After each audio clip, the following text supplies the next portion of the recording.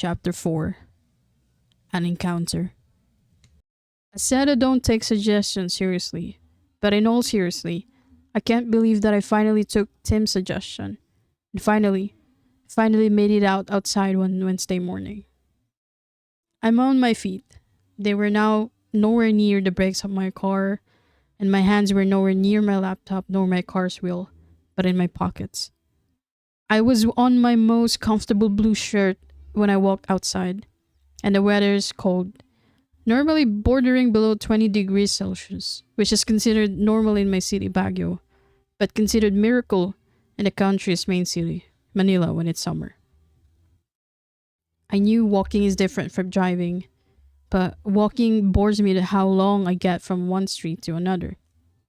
Yet, walking had a point at all. The sight of my computer and my room seems to be starting to dull in my eyes. The white room was not helping, and so I digress. The park I dropped off took me more than half an hour to go around, and by the time it was 8:45, I find myself looking around for some place to stay for a while. I figured if I will have to do this once a week, at least I'll need to find a better route at getting around. Driving is an option, but tempting. Yet, I can't walk too long like this every week. I continue to stroll. Along the way, I come across older men and women in their walking sticks, some on their wheelchair, some walking draped with jackets and bonnet. There were few men running around, some children were playing chase and catch, and the morning had just begun. There were no extreme ray of sunlight, the clouds were clear. Everyone's basking in the fair early June morning. I remember the side of the park I stopped a few weeks ago when my car struck mid-driving. Up on an alley, I saw the familiar trail leading up to a coffee shop I remember that day. I stopped from my tracks and looked at it from afar. The shop looks warm to me even from this distance. Beneath the cold city weather, I figured this is the place.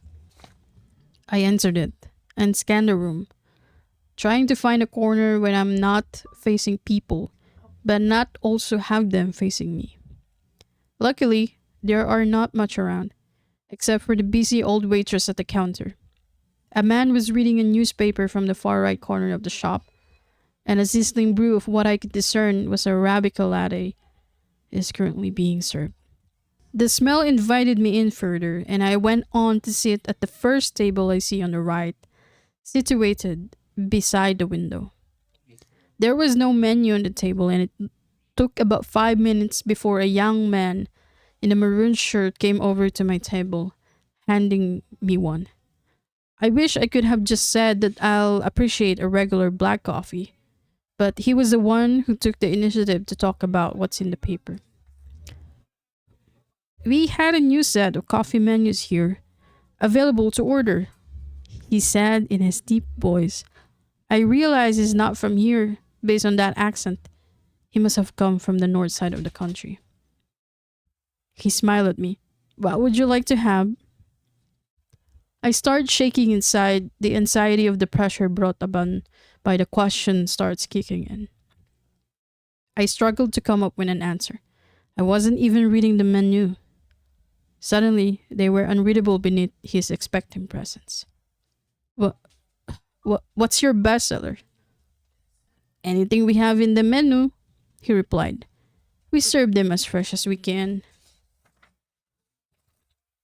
You don't have a bestseller? I exclaimed. What, did you just open up yesterday? I know I sounded rude. I might have blurted that way due to the discomfort of being waited upon. But that's the way I am, and I hated myself for saying it. Something out of random blurted out of my mouth without even meaning it. Not really wanted to say it. It just came out. Fortunately, the waiter didn't take this as an offense. Black coffees are cool too. Alright, I'll have one. And please, no sugar. He then asked me if I would need anything other than the coffee. I think that's all, I replied. Fair enough. He picked up the menu. Before he walks away, he casts me a knowing look, a bit of a cynical stare. Sorry for this whole no bestseller thing. We just really opened up yesterday.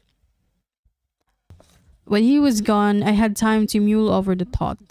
That's why. That's why there are not many people around when it should be busy and filled with students and folks across the city. That's why the whole place looked like it was a newly painted one. I then remembered the color of my own room and end up being at awe of how indifferent I am to the world outside it. A few minutes later, the guy went back, served me the coffee, and left me at all cost. That's when I started noticing some people walking by inside the shop, finding a spot to settle. By the time I first sipped the coffee, it was 9:15. The time I was half emptying the cup, it was only 9:25. Geez, this is as boring as I thought.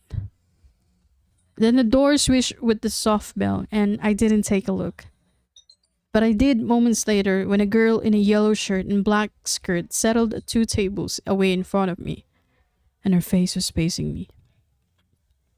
I tried to look away at how cliche the whole thing is.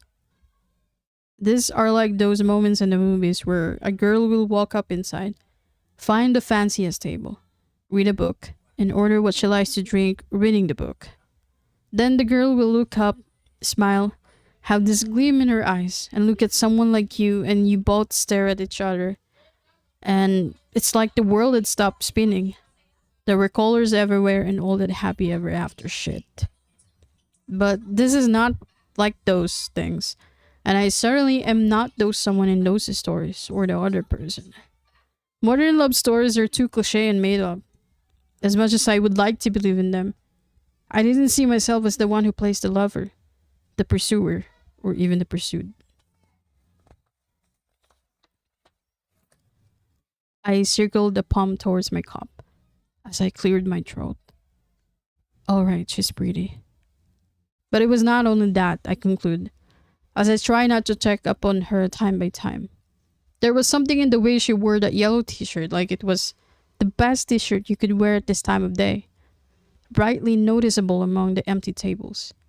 She had this long, brown, slightly curly hair flowing through her chest, contrasting her shirt. She was looking and talking to the guy who assisted me with my coffee earlier, who was handing her the menu now. And when she was given it, he walked away, and that's when our eyes first meet. 1, 2, 3. It was 3 seconds different from any 3 seconds I had in the past few days. I averted my gaze away, and I could see from the corner of my eyes that she was scanning the little menu. I sipped on my coffee, telling myself, it shouldn't be weird. I shouldn't be weird.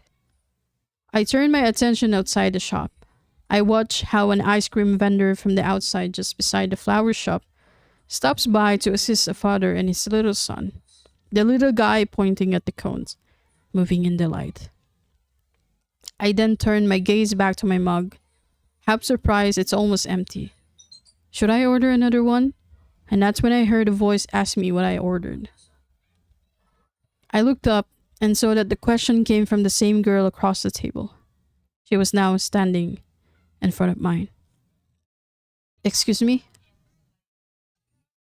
I was wondering what you ordered, she simply asked again. I reluctantly raised my mug and told her it was the regular black one. She then told me I should try the mocha latte. It's the best here, she whispered. Again, another suggestion. A kind that I never usually take, very rarely, very out of the blue, very a punch in the moon, barely a miracle from happening. But she didn't know that. Thanks, I said. She smiled, went back to her table, and signaled to the guy earlier for her order. I avoided the guy's stares while the girl was talking to her, but it was useless. They were looking right at me while engaged in an audible talk. I felt so uncomfortable. The guy nodded, and I went up to pay for the coffee and go out. When I was on the counter, I asked him what the girl told him and why they were looking at me. She asked me to give you a mocha latte the next time you visit. I was surprised. I gave him a few bills, and as soon as he stepped away to work on the receipt, I looked over my shoulders and watched the girl in the yellow shirt. She was holding her cup like it was the precious thing of all, and I watched as she led the mug up to her lips for a sip. I breathed. And that's when she looks up, blinks, and smiles again. That's when I breathe again, and with every effort to not look weird, I quickly told the guy to keep the receipt and walk out of the coffee shop. I was 100 steps away, but even so, my eyes still caught sight of that yellow t-shirt among the table, along with the swirl of that curly brown hair.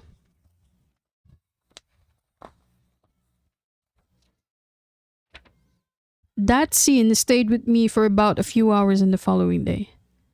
I had no counseling session with him. I was in my room, sitting thinking about it at the edge of my bed, the computer standing by the corner, forgotten. I feel sick and not sick at the same time, thrilled and not thrilled at the same time. I look over my table and see a few bottles of pills there, knowing I should at least take one or two to ease up what I'm feeling.